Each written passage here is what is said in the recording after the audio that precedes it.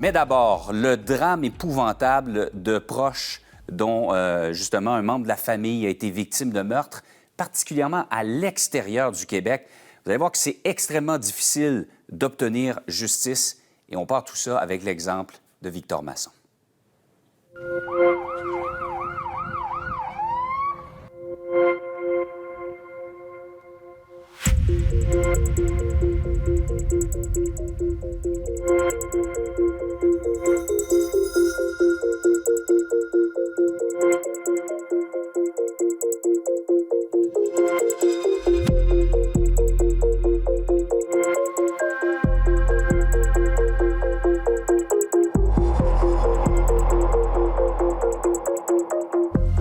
Au printemps dernier, Victor Masson était froidement assassiné au Mexique. Il y a un suspect qui a été arrêté, mais voilà qu'un témoin clé dans cette affaire a été assassiné.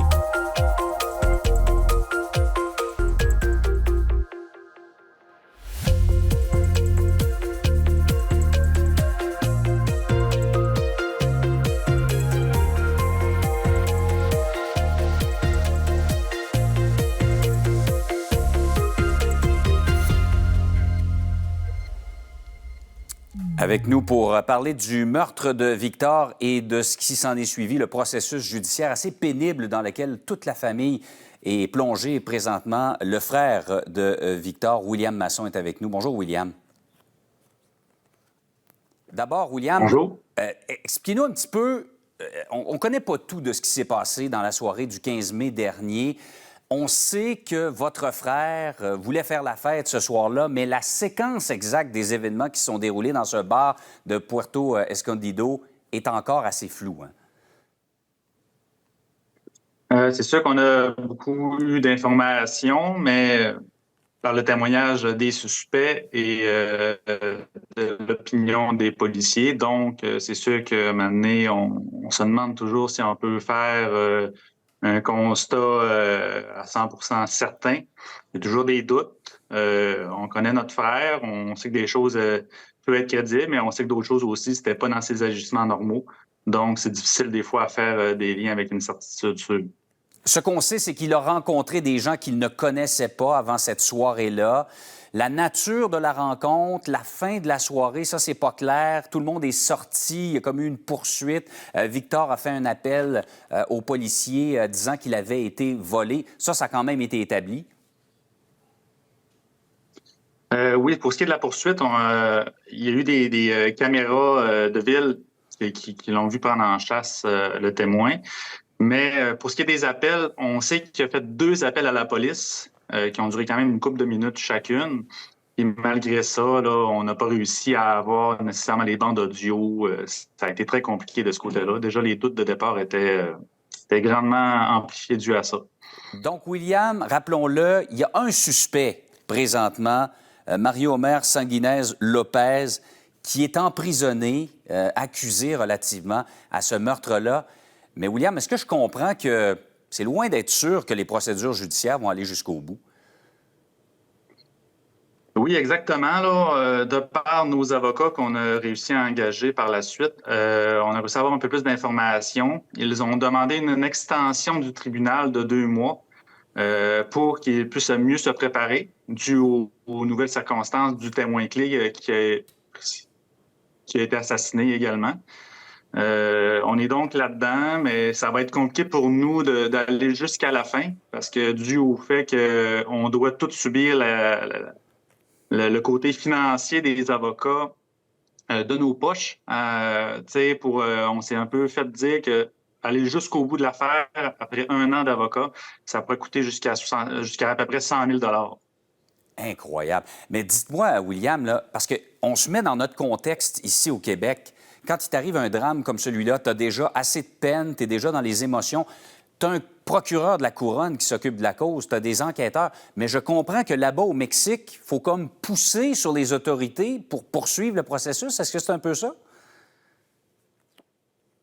Malheureusement, ça l'a coupé à peu près sur 50% de ce que vous avez dit. OK. Regardez, au Mexique, comparativement au Québec, on a un procureur de la Couronne, on a des enquêteurs, mais au Mexique, il faut que vous engagiez un avocat pour pousser sur les autorités pour s'assurer que le dossier avance, que le dossier chemine?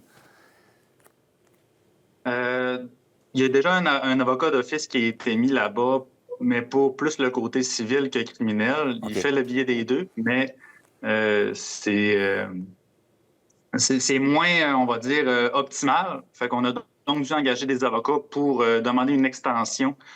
Sinon, tout portait à croire que le suspect numéro 1 serait relâché dans les prochaines journées. Fait que c'est pour ça un peu l'extension du 2 mois. C'était pour empêcher ça, là.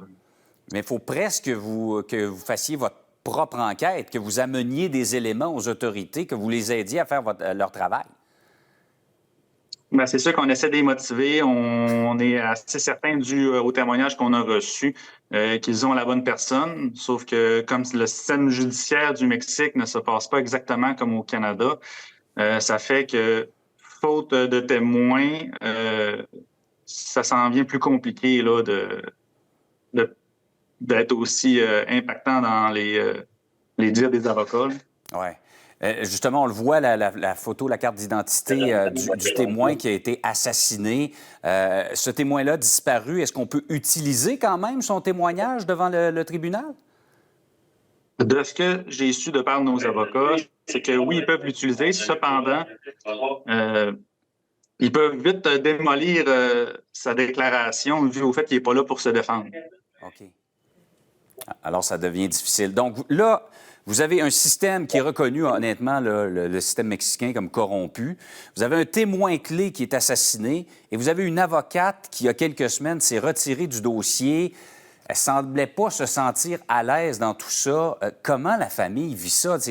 Comme je le disais, déjà la mort de Victor, la mort violente et subite de Victor est épouvantable. D'avoir en plus à faire par vous-même toutes les démarches, comment vous vivez ça?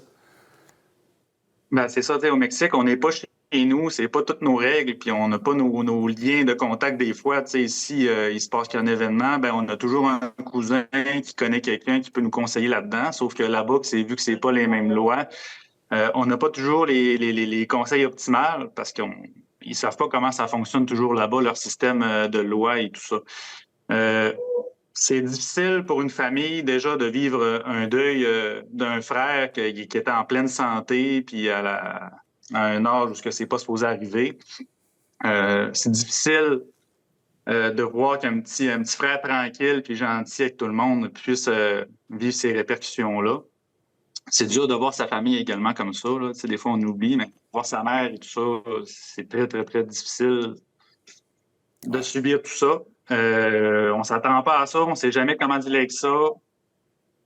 On agit au mieux avec les conseils de nos proches. C'est vraiment tout ce que j'ai à dire pour ça. C'est dur, puis chaque événement, chaque bill d'argent, on dirait que ça finit jamais de finir. Absolument. Eva, la conjointe, l'amie de cœur de Victor au Mexique, est-ce qu'elle vous aide? Est-ce qu'elle peut vous ouvrir des portes? Malheureusement, je suis pas en mesure de parler en son nom, puis ni de parler d'elle. OK. Je comprends que vous avez plus de contact avec elle? Exactement, on n'a plus de contact avec elle. Il y a vraiment beaucoup de zones d'ombre dans tout ça, d'autant plus qu'on est dans un pays où se profile toujours à l'arrière l'ombre du crime organisé. Hein? Je le disais, là, est-ce que vous pensez que le crime organisé peut avoir une quelconque implication là-dedans en terminant? Moi, tout ce que je sais à ce sujet-là, c'est que le dossier qui a été pris en charge à Puerto Escondido a dû être transféré à Oaxaca, une ville plus grande, parce que tout sous-entendait à ce que la police là-bas vivait beaucoup de pression. Incroyable. Incroyable. Vous avez vraiment toutes les embûches possibles dans un dossier. William, lâchez pas avec toute votre famille. Tenez-nous au courant de l'évolution de la situation et bon courage surtout pour la suite. Merci. Merci à tout le monde.